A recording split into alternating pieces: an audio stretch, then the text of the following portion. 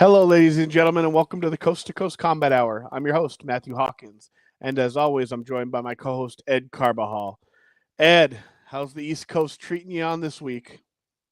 It's good, man. The weather has improved greatly. Doesn't feel like winter, so that's always a plus. Nice and toasty out here. Um, Really quick before we get on with the podcast, for folks that want to get down with our stuff, there's links on the bottom. Pick them up at millions.co, and you can get yourself some coast to coast merch. Help out the podcast while the stuff is still up there. Nice. All right. Well, we don't usually talk a lot of fight nights, but we're going to start the show off this week with a card out of Iowa. We got a live crowd, so it is one that we would generally lean towards if we were going to do one. This one, however, has a couple fights that are one very good, and especially one fighter that particular to you that a couple years ago you actually named as a fighter to watch. Mm-hmm. And he's now, since that point, he's moved his way up to a co-main event for a UFC card. So that fighter, Rainier de Ritter, faces the undefeated Uber prospect Bo Nickel in a middleweight bout in the co-main event. That'll be followed eventually by Corey Sandhagen and Davison Figueiredo. But let's jump right into de Ritter here, Ed. It's an interesting fight. I haven't looked at the odds or anything yet. This is the first time I've been watching them all week. So they have UFC on the UFC website, which are the odds we're seeing here. They have them currently, and we record this Wednesday night, so it's a couple days before. De Ritter is plus 260 underdog to minus 325 Nickel as a favorite. He was 250 yesterday or Monday, so the odds are obviously changing. I don't disagree with the odds, only because when you think of American wrestling, you think of like tough durability, and Bo Nickel. It's not like he hasn't faced high level grapplers before. A lot of people like to share the clip of him and Gordon Ryan, and yeah, Gordon Ryan submitted him, but he also suplexed Gordon Ryan, and the rule set was so unique. I mean, like, this is MMA, this is fighting, so there's going to be a lot of things that are going to be allowed, whereas competing under special rules, grappling is like, may as well be a pillow fight compared to MMA. So I don't disagree with those odds at all. So this is the fight that I believe will let us know if the guy I've been cheered, waving a banner for since he was in one championship, RDR. If he gets past Bo Nickel, I think we get to see him against, he's number 13 now. So if this fight happens the way that I hope it does, or for his sake, not that I hope it does, but it's definitely a make or break type of fight. We'll see if he's going to be title contender worthy, I should say. Is Nickel ranked? No, they don't have him. That's interesting. So that's a little bit of an interesting thing, is that de Ritter's the new guy in town, and he's the 3 to 3 1/4 underdog, to a guy who's in theory not ranked. I understand undefeated and has the credentials. So let's double check their rankings, because we know the UFC website is never that's true too.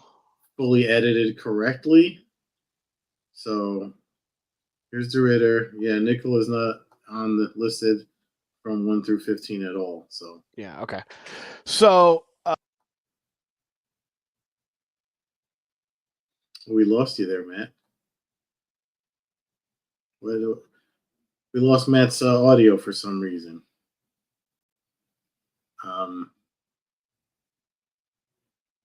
He's about to make a really good point, but I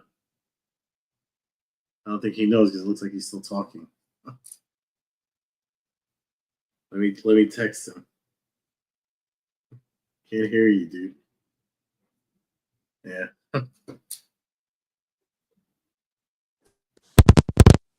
Hello. Yeah, you're back. I don't now know. You're back. Have I been out the whole time? Yeah. I was just saying, it sounded like you were about to make a really good point there. So you're gonna have to start over. No, I mean, I'm leaning Nickel just because he's the he is the American, strong wrestler, and he is a big favorite. But I don't know if you caught where I was talking. We talked about the rankings. I was saying it was interesting to be such a big underdog to an unranked fighter. But anybody who's watched Ritter knows that obviously he's world class, and Nickel is a little bit of an unknown. So that's probably why they're not ranked. But I think it's going to be a good fight. I think DeRitter's height. I'd be curious. Does it have the reach on there? I mean, it shows him 3 inches in height. It should have the reach here. Yeah, 78. So a couple inch reach advantage.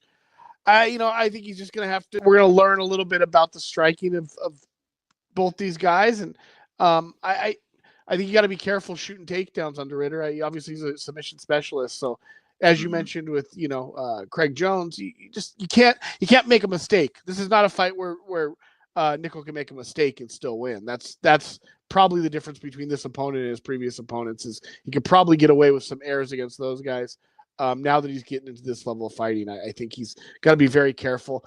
My money would probably lean towards him just because my head's telling me I can see him grinding out a win here. Playing it safe. Yeah. We've seen it a million times with guys on their way up the ladder coming against their first kind of real strong opponent. They kind of just play, they go in there, they do what they got to do to get a win, and then they make a speech to the crowd about how every fight after that will be the most exciting fight they've ever seen, and stuff like that. We've seen it. So I kind of lean that way. I'll be rooting for DeRitter. I mean, and I think he has. I think the odds are off as far as the reality of the fight. I just think that's the hype and everything behind that. But I get that, and the experience too is a little bit like you would think. The Ritter's 19-2 record versus 7-0 would be a factor here. I just the wrestlers of Nickel's caliber are just no joke. That's why I don't disagree with the odds. The only thing I'll say is, what makes me agree with the odds is something. Kevin Holland made a point about the Malikin fight because he watched DeRitter's Malikin fights, and not that Nickel is Anatoly Malikin because he's just a freak, but there's something about it. If Nickel is as durable as wrestlers can be, and he can dish out whatever DeRitter puts out, I could see it going into the later rounds and using his. What's the saying in the wrestling room? Cardio makes cowards of us all. I could just see that make a difference for Nickel. I'm not picking him to win. This is more of a fight. I'm not even making it because either of them. Yeah, this is. I think it's either guy's fight. I know the numbers lean. If you're looking at experience and stuff like that, that's why I feel like DeRitter can pull it off. I don't. If he submits Bo Nickel. If he gets a finish, then DeRitter's stock is just gonna skyrocket. Especially the way the fans are now. Absolutely. I think I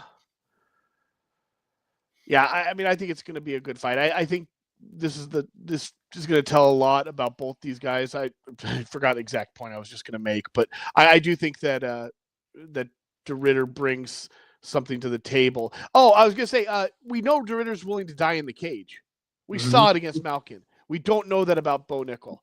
So if he shoots into a knee, or if all of a sudden he's just, a fire hose coming out of his forehead of blood, is he what happens then? We know DeRitter's willing to go in there and take a beating, and come back and win fights after that. We'll see if I'd like to see at least DeRitter get Nickel get chin checked a little bit to if it's one of those fights where he just goes through and uses his wrestling and his cardio. I'd like to see him at least. Hopefully it's one of those things where DeRitter uses the kind of the boss rooting off the back, lots of elbows. I just stay active against the guy. You're fighting a younger guy who's a little less experienced, make him bleed. Make his eyes shut. Make him. That's the kind of things that I think you do that can cause. And obviously Nickel's been through the ringer. I'm sure his face has been every kind of bruise and battered from all the wrestling he's been through. But, when guys can continuously throw elbows at your broken orbital, it might, so yeah. I do think that's what you got to do if put in that position if you're DeRitter. Yeah, and the thing is too, if you're going to talk the grappling and the Gordon Ryan match, he did get triangled, and we already saw the Raiders. I mean, if you've seen any of the Raiders fight, but his, I mean, a lanky guy like that, his guard was crazy good. In his last fight, he did some really great reversals and sweeps, and his patience and everything is the guy did hold a couple titles. Whether whatever stock you want to put, when one championship was really fun to watch, that's when he held titles there. So, and there's something to say too about the loss to a guy like Malikin too. Like, if that's the worst fight of your career, then you're probably a pretty good fighter. Yeah, I don't think Bo Nickel would be challenging Tom Aspinall next week. Yeah, exactly. So let alone losing and going back and fighting for another. Yeah. I'm not saying Bo Nickel wouldn't fight him. I'm saying that it would never even cross his mind. It would never even be something that would at least not right now. For folks that don't know, like even the two losses on Ritter's record are to Anatoly Malikin, and even after fighting him the first time, where he said he may have been overconfident, he still went back for more and had a really good game plan. Yeah. But you can't, it's like fighting the Red Hulk. It's hard to slay a giant for sure. Yeah. Other fights in this card. Let's talk about the main event. Corey Sandhagen, Davison Figueiredo. Great fight. I disagree with although I do pick Sandhagen to win because I feel like he's going to be a bigger fighter. The minus 500 odds is extremely disrespectful in my book. Yeah. What's up with these odds? I don't know. I don't know. But I mean, a parlay on a couple underdogs could pay a lot of money if if Figueiredo lands a punch and if Ritter's able to maybe just weather a storm. Who knows what Nichols' MMA gas tank is past 10 minutes. So there's a lot. I mean, again, I'm picking both of the favorites myself personally, but I think both of the odds are a little bit bloated as far as actual talent in the fights. So with that said, like I said, I'm going to pick Sandhagen. I think this is a great fight, though. I mean, there's some of these fights being put together are just, this is a fight I never really thought of. I don't know, maybe other people did, but this one never really crossed my mind. So it's a cool fight to see. Fun. Yeah. For a fight night card, I mean, it's going to be on ESPN too, and they're on the road still, so there's a lot of pluses to this. I mean, and then obviously the underdog we talked about, the Jeremy Stephens. Mason Jones, Jeremy Stephens back in the UFC after doing his little bare knuckle run. I think that's like was this like his retirement fight or something?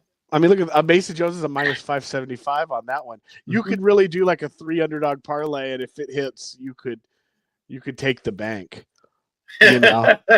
Stephens fighting in his backyard. Confident as he's ever been in his career, probably. Yeah, coming off of the win. Yeah. That's just the main card. But there's a couple things that it's extreme odds. When it's that extreme, it's so hard not to want to do it. MMA. It's MMA. You get to the prelims. We got Misha Tate against Yana Santos, formerly known as Kunaskayev, who at one point fought Cyborg back in the day for the UFC featherweight title. Also Jillian Robertson, who's fun to watch. Talk about submissions there. Gaston Bolanos, who has a plethora of Muay Thai and MMA highlight reel spinning back fists, spinning back elbows. And Ultimate Fighter winner Julietta Miller attempts to get her career back on track after getting off to a slow start after winning the show. But yeah, I mean, as far as name value for a fight night, like you got some old school, you got some new school, you got a little bit of everything on this card, and I think it'd be fun. This is one I kind of wanted to go out to. It crossed my mind that, how many times am I ever going to go out to Iowa? Not that there's a lot out there probably for me, but if I was ever going to do it, something like this would have been kind of fun. Plus, it's kind of one of the old, it's one of the original stomping grounds for the UFC. I mean, without the state of Iowa, the UFC would have been struggling even more than it was back in the early days. So, most of that came along with Pat Miletich and stuff, and the Quad City, Ultimates, which he used to throw out there, which got the fan base to go, and he was able to bring events there. Good card. ESPN2, I think you said earlier. So Yeah, main card's on ESPN2. Yeah. Yep. So that makes it real easy and convenient to watch. And people can DVR and all that stuff, or however they need to watch it. But cool card. Recommend watching Fight Night UFC this weekend out of Iowa. Something else. Go ahead. Well, you made that throwback. You made the throwback Pat Militich comment, and it made me think that that's probably a good segue into. Which is going to be a segue into what you're probably about to mention. But the Smashing Machine released a trailer for the Smashing Machine movie, the film that Dwayne "The Rock" Johnson said he was going to make like 8 years ago now. It was UFC 244. He announced it out here when they had the BMF title, and people didn't seem to even know who Mark Kerr was, and now we got a trailer out, and I like the way the trailer looks. I think I liked it because it looked like the documentary. So I don't know what your thoughts were when you saw it, but I mean, it seems like they're just acting out the documentary. Well, that's all they're doing. It seems like it's almost a screen by screen copy of the documentary from what the trailer shows. Now that doesn't mean the other 100 minutes of the movie is that, but it definitely gives that impression. Overall, the trailer looked better than I expected. I gotta say that. I expected a shit show, and I have low expectations for MMA. When my favorite MMA movie is like Here Comes the Boom, then like there's not a whole lot. I have very low expectations for what for sports movies in general. Let's say that. There's a couple classics, but a lot of sports movies suck. So because it's hard to replicate on film. So that's. So I did like the look of it. I liked seeing some of the guy like Ishii playing. I think he's I don't know if he's playing Otsuka or Shoji or one of those old school guys. But I got to talk to a couple MMA fans this last couple of days at work that didn't know who he was. And now they're introduced to him. So for me, that's great. I'm a big Mark Kerr fan. I enjoyed watching his come up. I know it was a short-lived run as far as the grand scheme of it, but for those of you that were sitting around figuring out satellite pay-per-views and watching internet and streaming Japanese crap in the middle of the night till 4 a.m., it was a fun couple years with his Vale Tudo stuff, and it was because you didn't know, nobody knew what next day brought. Everything was new and fresh. You didn't know if people were going to live or die in a ring. You didn't know. And this guy comes in like a savage and is just, in his second pro fight, the dude leaves the ring and quits. A guy just says no mas, and runs out of the ring. A guy who fights bare knuckle in Brazil said no mas when Kerr showed up, So I do like that. I wish people would just watch the documentary. That's the story. If there was I would rather see a Mark Kerr movie and it be a movie. It could be a movie about his career and about his life, but it not be a copy of the documentary. Yeah, I can't reach it, but it's literally right there in my shelf. But that's one of my. I remember when I first saw the documentary, because it's for folks that don't know, it's an HBO documentary. Hyams, I think, is the director's last name that put it out, and I remember it came on late on HBO one night. It's 2002, and it was what opened me up to Pride and made me like look at my Pride DVD collection, which some of it's there, most of them are in a box in the closet over there.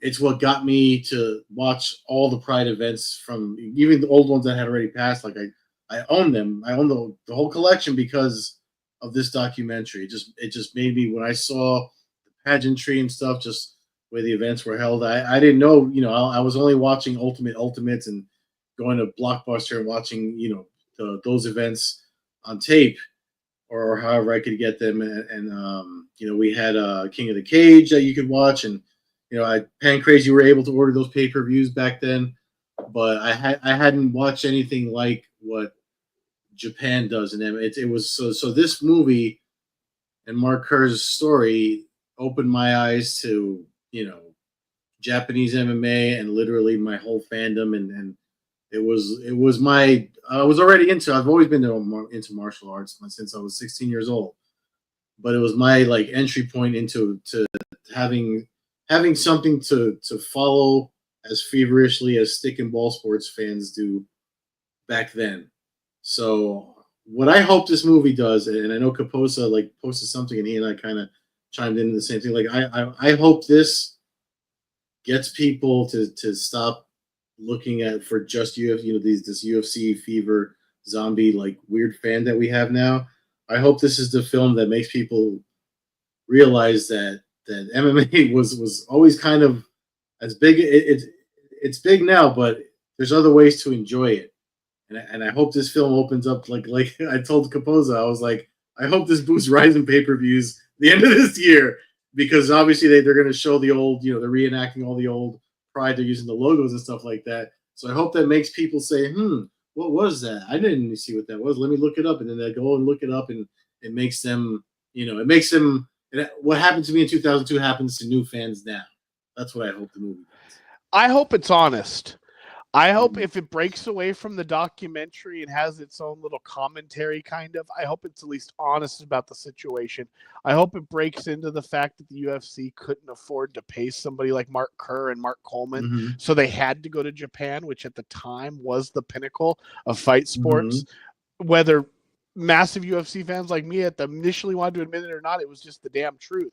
And it didn't take long. It took watching about 3 events, and you quickly realized that this isn't, this is not what I'm watching on a UFC pay-per-view every month coming out of, no disrespect again, but Iowa or Alabama. There was some big names on those, but there was a point where this wasn't Laverne Clark versus, somebody else, and no, just Shoney Carter, Laverne Clark. This was, and both those guys good fighters back in the day, but this was Igor Vovchanchin versus Mark Kerr. This was, Maurice Smith, guys that like all the fighting guys that you wondered kind of where they disappeared to. They were all fighting in Japan. The Henzo's Gracies, the guys, the Hoyler Gracies, the Hoist Gracies, all the guys that when you watch the early UFCs, the World Combat Championships, Extreme Fighting, all the stuff that you may be able to catch 93 through like 96. In 97, they all disappeared to a land in Japan, and they all showed up on fight cards, and they put on the most spectacular fighting event that's ever taken place on this planet. And that's about all I can say. It was an amazing time. And so one of the cool things that they're doing is like they're actually, real fighters are being cast as other fighters that are literally like they've probably trained in the same gyms. I think the only person actually playing himself is Boss Rutan, because he has acting, he's been in movies, so it was probably, and he doesn't look too far off from the way he looked back then. So it's like, of course, do you want to play yourself in a movie? But Ryan Bader's playing Mark Coleman. Alexander Usyk is playing, I think he's playing Vovchanchin. That's a weird one to me. But other than that, I mean, Bader's kind of weird too, but. Well, if you look at the photos and the imagery and stuff, if you watch the trailer, it's kind of like, I mean, I know they're reenacting like photos and stuff when they take in the trailer, but like I was like, you know what, I can see it, especially when they do the side by side pose with them. I was like, yeah, I see it, I can see it. I mean, it's not. It's hopefully he pulls it off. Again, I like Ryan Bader too, so hopefully he's able to pull this off and just is acting. I just want it to be clean. I just want it to be respectful of Mark Kerr. And what I was kind of going to get to before is this is The Rock, who is a board member for TKO. So I just hope that we just don't get this swerve about how bad things were. I mean, like either stick to the documentary, which it looks like you're doing, or make a movie, that is based on a true story. See, I would have been cool with that. just a story about Mark Kerr going to college and all of a sudden getting a call going, hey, Mhm. showing up in Brazil under Sergio Battarelli Productions, and it just being him not necessarily knowing what he's doing other than him being friends with Coleman. And, a movie could have been made about that, no problem, about him going through Brazil. And you could have even made it fictional about, him trying to get money from Lependa and all the, the battles going down there between IVC and WVC and all that other stuff. So, I mean, there is stories that could have been made and then his come to the UFC in Japan and so on. But if they're going to stick to the documentary, stick to it. I guess what they're doing looked better than I thought it did. I just hope it does its service. And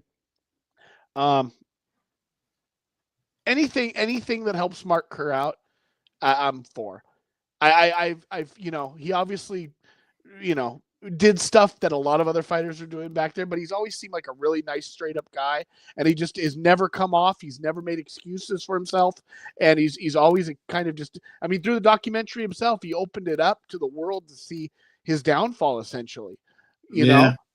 At any point, you probably could have stopped that and been like, no, I'm not showing this. I expected to win that fight that you're filming. This documentary is over. And he allowed it to be brought in. And I just hope it's, if it makes, I'd like to see the UFC bring out Mark Kerr. Why, you know what I mean? Like, so that's one of the things, like, and I wrote about it as I was waiting for an update for it. I just posted it earlier this week. I wrote on my MMA News asking if this is something that's going to get Mark Kerr in the UFC Hall of Fame. A lot of people are like, well, he only won the 2 UFC tournaments. Why would he be in the UFC Hall of Fame? Well, because him sharing this story with the world. I just talked about how it got me more into MMA than I already was. So if his story, if people can cite his story as something that brought, I mean, it's why do you think The Rock is doing?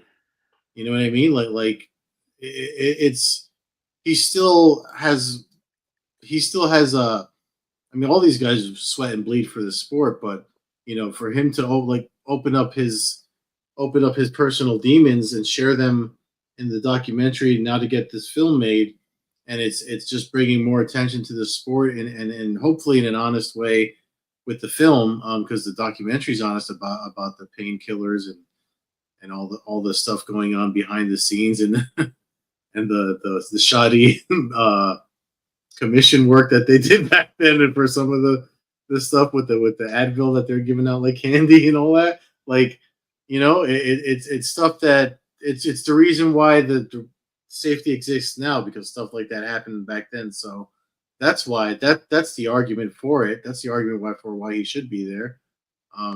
And it is. I could make an argument that he was the #1 heavyweight in the world for about a year or 2 years. He won a 8-man tournament to start his career, bare knuckle, no rules, over Paul Varlins, who was a UFC fighter, Fabio Gurgel, who was a well-known, well-respected jiu-jitsu practitioner. Then he went on to win 2 UFC 4-man tournaments. The tournament that Dana White just lied about, saying that no one would sanction? He won 2 of those. So it's not just, and I know it's not you saying it, but it's people saying that, and then he went on and started his career, 4-0 in Pride, 5-0 in Pride with no contest. It wasn't a question of he was considered the best heavyweight on the planet. He was people were afraid of Mark Kerr. It wasn't so did he have 45 wins? Did he make 68 walks to the cage? No. But his influence was more than guys going in the Hall of Fame right now. It is. And just because fans don't know it now doesn't mean that fans 25 years ago didn't. It's the reason that the sport exists today is because fans like us knew him back then, followed him. He got us into the sport, made us watch the fights, made it must-see TV. You didn't miss a Mark Kerr fight if you saw that he was available to fight. Wasn't a lot, but if you saw Mark Kerr's name on a videotape you could buy, if you saw it on anything, you grabbed it because you were going to see somebody get crushed. Turned out later in the career it could have been him too, but it was never going to be a matter of, and the whole thing with him is just incredible. And I hope it gives him respect. I would like the UFC to make him like an ambassador for Fight Week or something. Like, why can't we, like, these older fighters, these guys, especially guys like this, the I don't understand the UFC's constant push for all time and eternity to not want to recognize these guys. The Maurice Smiths, the Mark Kerrs, the Igor Vovchanchins. I understand Vovchanchin never fought in the UFC, but why can't we just? You own half of his footage from Pride. I'm sure it wouldn't be hard to get his footage from the IFC. I just why run from like the history of the sport, especially if you're basically going to be the entire. You're going to within 5 years, it's only going to be the UFC. Yeah. So at some point, like these people are, if I don't want to have to rely on The Rock to make a movie about somebody in order for the world to remember a guy. Baseball talks about Babe Ruth every damn turn. I didn't have to watch John Goodman play Babe Ruth in a movie for me to know who he was. Yeah. And not comparing. I don't want to compare Ruth to Kerr, but you get the point. He still is one of the pioneers of the sport. And I like to see him get it. Anything he gets out of this after some of the tough times he's been through, I really hope that he's able to make some money and profit off this and live a whatever, how many years on this planet he lives it, well and comfortable. That's what I'd want to see come out of the movie more than anything. Yeah. Yeah. Hopefully he's getting taken care of for it. 10-10, probably.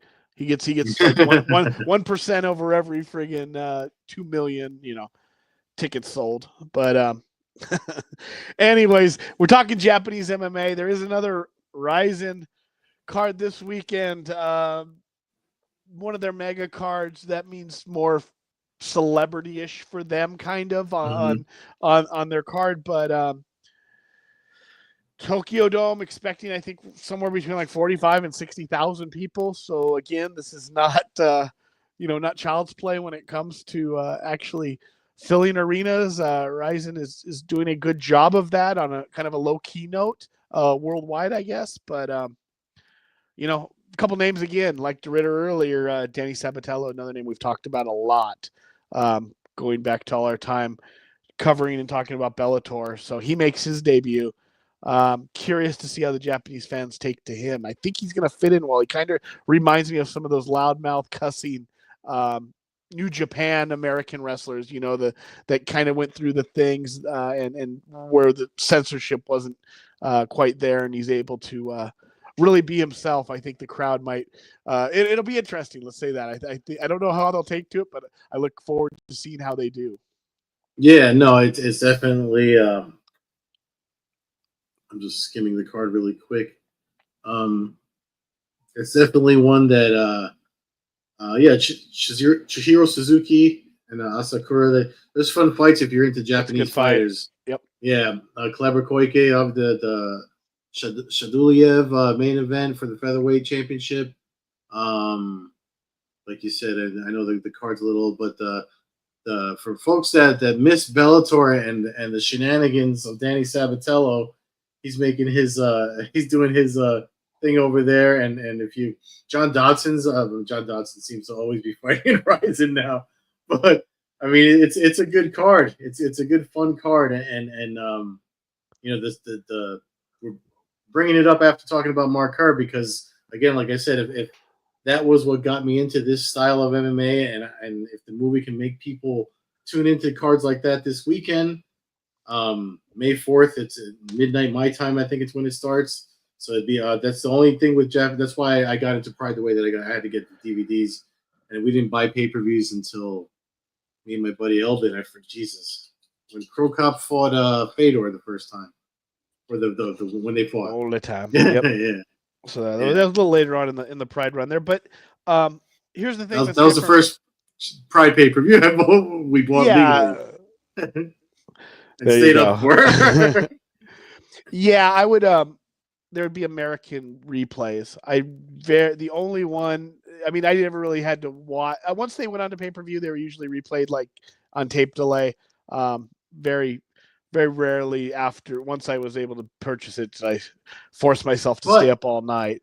But it was worth it if you did. The thing about this is that you can pre-order it, and you have it on demand for like 2 weeks. So that's what I do. Yeah. It's like $20. I'm gonna order it. I'm probably Yeah, not gonna. I'll watch the first 5 fights. I'll crash out, and then I'll watch the rest the next morning.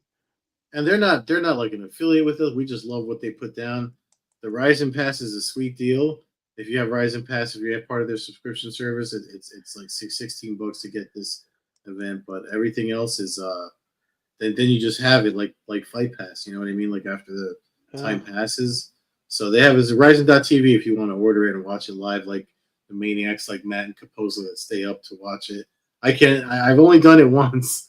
He's on your coast, though. You guys are a different breed. That's harder to do. I'm West Coast. I was able to do it.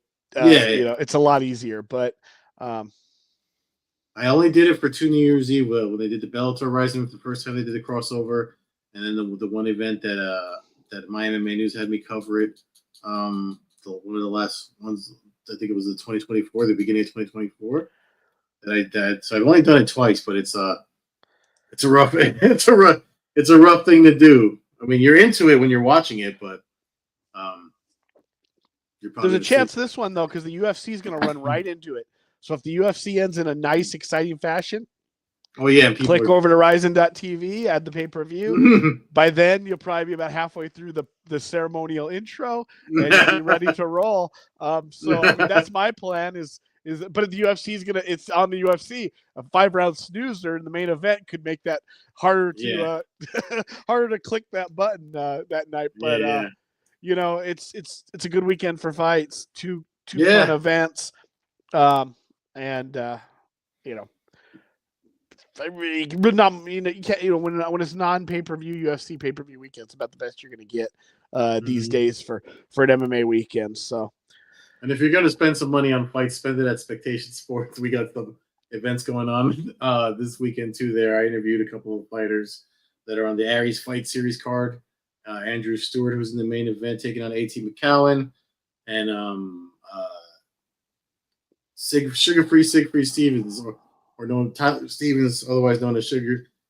He does this whole dual personality thing. My interview's up, all that's up on Spectation Sports if you want to sign up and watch some stuff. Plenty of fights to watch. Fans can follow the show at Combat Hour on Twitter, Coast-to-Coast Combat Hour on Instagram. Follow me, Matt Hawkins, at FightFanHawk on Twitter. MMA Hawk 21 on Instagram. Follow Ed at Carbazol on Twitter, Carbeerzol on Instagram, and Hold Ed Carb on Twitch. Thanks for listening, everyone. Have a good night and enjoy the fights this weekend. Peace.